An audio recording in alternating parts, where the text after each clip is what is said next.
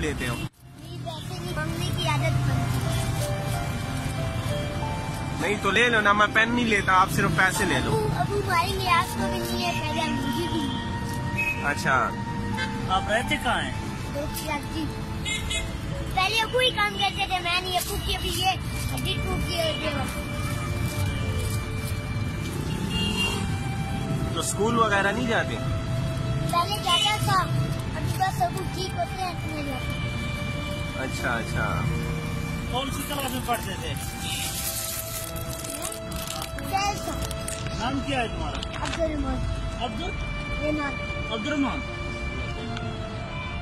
क्या बात अच्छा है। अच्छा अच्छा, मैं 100 रुपए देता हूँ, कितने का पेन है?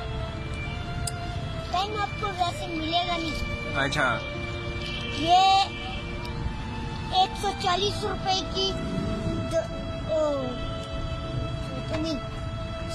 70 और 70 140 की दोनों चीज आपको मिलेंगी।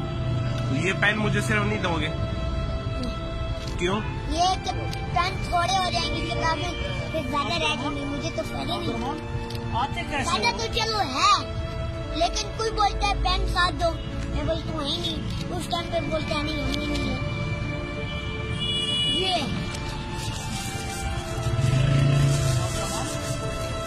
कैसे आपको घर से जॉब से उधर?